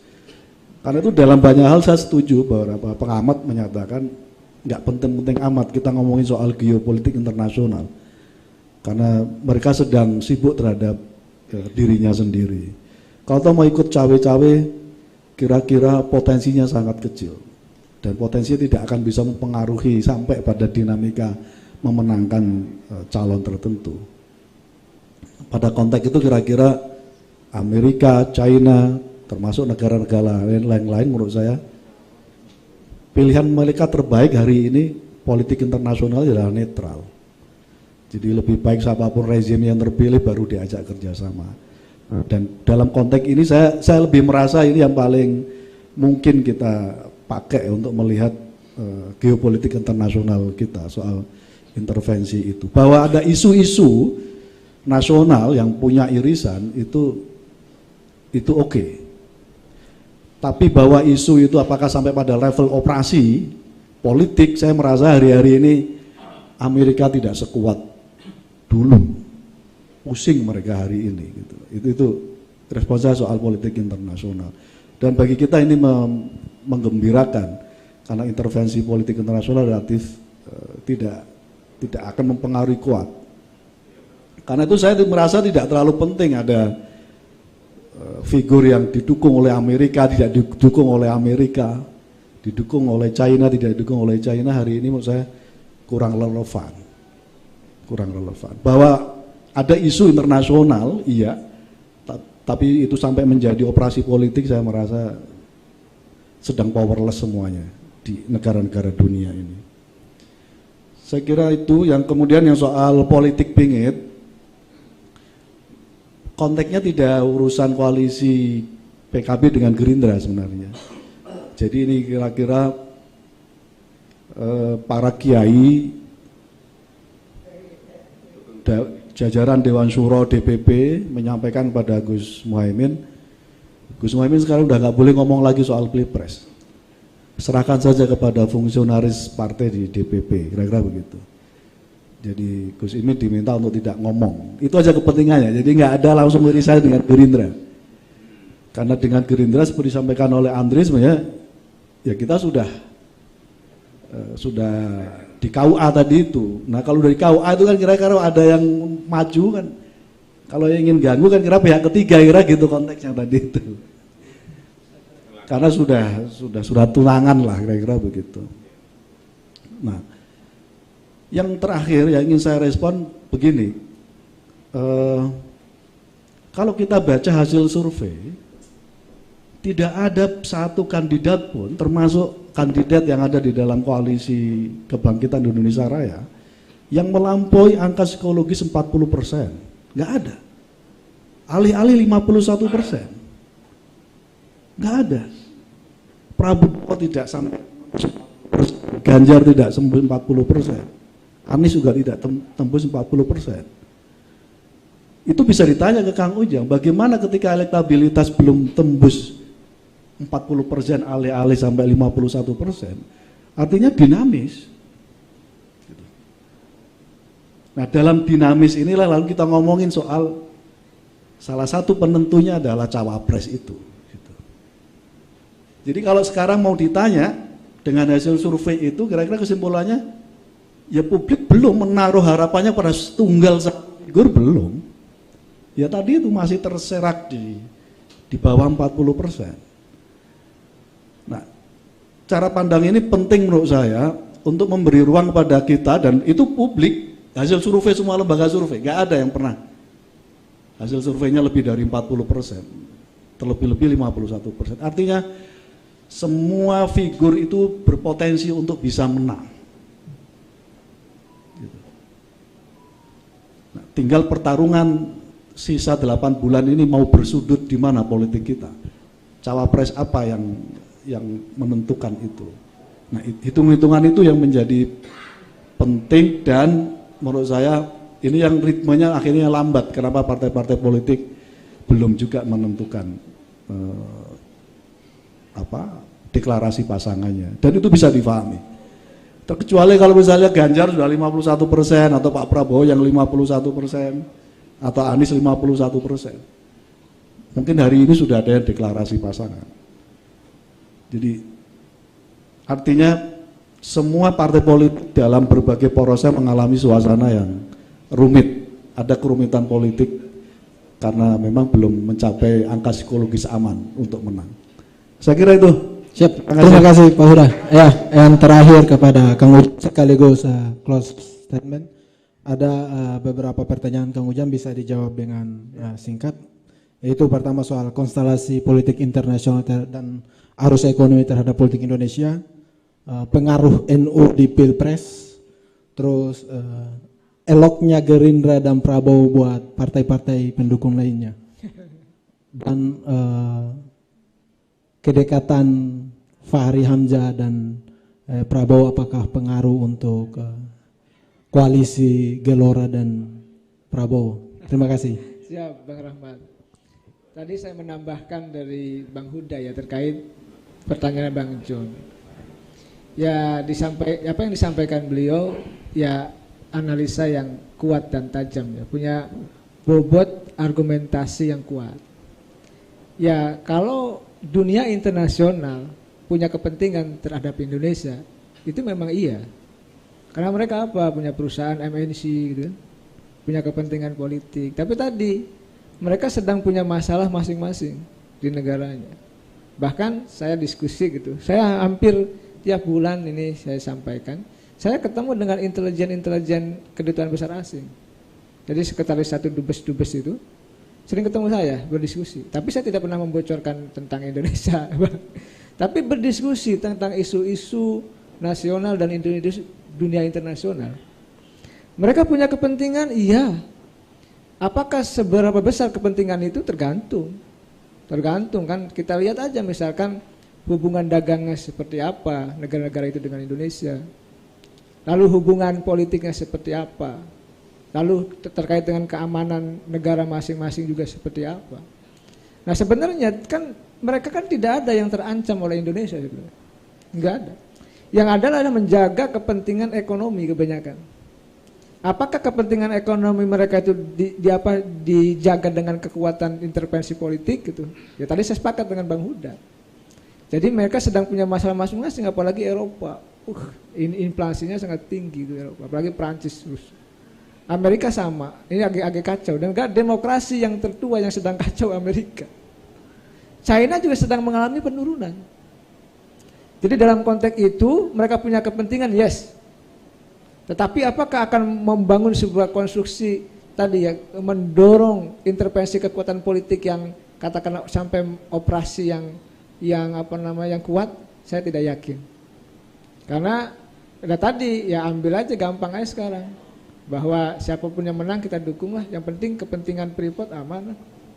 Iya, kepentingan MNC mereka semua aman, Chevron dan lain sebagainya aman, selesai. Oleh karena itu saya melihat pemilu 2024 bukan pertarungan soal misalkan Beijing dengan poros Washington. Ya mungkin ada gesekan-gesekan itu. Tetapi saya melihatnya lebih pada ya pertarungan kita sendirilah. Di kita. Bagaimana tadi membangun sebuah konstruksi politik yang bagus saja. Sebenarnya kalau kitanya kuat, kitanya bersatu gitu ya. Apapun yang katakan intervensi dari dunia luar itu tidak akan begitu kuat. Kalau dulu iya. Dulu setiap capres dipanggil. Ya, mereka jalan, yes. Ke Cina juga yes, jalan. Tapi sekarang saya tidak yakin kalau intervensi itu terlalu kuat. Karena sekarang kalau kata Bang Huda powerless, jadi negara sedang berkekuatan lemah di semua negara termasuk negara adidaya superpower Amerika dan China. Saya memang ngajar HI ya, tapi tadi Bang Mahfud Siddiq sangat luar biasa karena beliau kan Komisi 1 dulu sangat mendalami soal itu. Tapi saya ngajar di HI tapi ngajarnya politik. Tapi tadi setiap hari, setiap bulan saya sering diundang diskusi dengan intelijen kedutaan besar asing. Kepentingannya ada, iya. Tapi apakah seberapa besar ada intervensi politik atau operasi politik, saya tidak terlalu yakin dengan itu. Begitu Bang John. Yang lalu NU. Saya mesantren 6 tahun di NU. Ya. Jadi di Babakan Ciwaringin 3 tahun, di Asidikiyah 3 tahun. Saya tahu persis karakteristik politik NU gitu. Tahu persis. Sebenarnya nggak jauh beda ya dengan yang lain. Artinya begini. Dia ada istilah kalau dalam kiai itu sami'na wa ata'na, konteksnya sam'an wa ta'atan. Tapi dalam konteks NU yang modern, maka ditunjang juga dengan sebuah rasionalitas dalam politik. Pasti. Kalkulasi yang matang itu pasti. Makanya PKB itu menggunakan lembaga survei yang kredibel untuk mengkalkulasi dan menghitung apakah PKB menang di dapil mana gitu kan, lalu berkoalisi dengan mana sudah dihitung. Dengan hitungan-hitungan rasionalis, objektif dan ilmiah kan begitu. Nah, yang kedua saya melihat tetap NU itu menentukan. Katakanlah berbeda-beda ya jumlah anggota NU itu. Ada yang bilang 31 juta ya kan, ada yang macam-macam itu. Tapi katakanlah kalau PKB, katakanlah jumlah, kalau saya tolong dikoreksi ya Bang, katakanlah yang mengatakan 31 juta, tapi NU dapat 12, PKB Bang, 13 juta. Ya memang begini, nggak bisa, karena NU itu pasti akan tersebar kemana-mana. Sama logikanya, umat Islam di sini mayoritas. Tapi apakah partai-partai Islam menang? Kan enggak. Pasti terbagi gitu ya ke berbagai macam partai. Ya. Sama, logika itu bukan terjadi pada PKB. Ya, itu logika sederhana yang bisa dibangun, yang bisa kita konstruksi. Jadi ya tetap NU akan menjadi ini benar PKB lah, menjadi pemain penting di Pilpres 2024 dan saya meyakini, mohon maaf, NU dan PKB akan mencari capres yang akan menang dan ingin menang. Biasanya begitu. Saya yakin. Yang ketiga, apalagi tadi kemesraan Fahri Hamzah dengan Pak Prabowo gitu. Saya suka ya dengan Bang Fahri ya. Dengan jiwa kritisnya yang luar biasa gitu ya. Saya suka. Saya waktu itu satu forum diundang di online Bang Mahfud Siddiq di diskusi di Gelora gitu. Sering diundang juga tapi karena sibuk saya jarang akhirnya sekali. Bagaimana saya melihat Bang Fahri masih punya pandangan-pandangan orisinil gitu terkait dengan persoalan pilpres, demokrasi dan kebangsaan. Itu masih punya pandangan. Bahkan saya bertemu dengan seorang menterinya Pak Jokowi, ada dua katanya. Dulu mohon maaf kalau saya menyinggung senior-senior di sini, ada dulu idolanya Pak Jokowi dua itu, yang periode yang lalu, Pak Fahri Hamzah sama Pak Fadlizon, karena mereka yang memang kritis terhadap pemerintah. Tapi yang disenangi oleh Pak Presiden katanya Pak Fahri Hamzah, karena apa? Yang dikritik adalah soal kebijakan. Nah, dan Pak Fadlizon karena kurang disukai karena memang mengkritiknya ke pribadi gitu. Oke. Itu juga harus diakui. Bahwa tadi dalam konteks kemesraan Pak Fahri Hamzah mungkin Pak Fahri Hamzah punya proyeksi terkait dengan persoalan pemilu dan sosok Pak Prabowo itu. Dan mungkin arah angin ke sana saya tidak tahu. Ini saya nggak tahu ya. Saya bukan pendukung Pak Prabowo, bukan pendukung Ganjar, bukan pendukung Pak Anies. Tapi saya udah banyak dituduh-tuduh tuh. Kalau saya ke Metro dituduh Anies ya. Kalau saya datang ke MNC dituduh saya Ganjar. Tetapi bagi saya menjaga suara-suara objektif itu menjadi penting. Itu penting bagi saya. Kalau memang saya nanti misalkan mendukung ya saya jadi jubir aja. Jadi jubir misalkan siapa gitu baru pilihan. Tapi kalau kita ingin memilih sebagai akademisi ya tentu harus punya pandangan sendiri.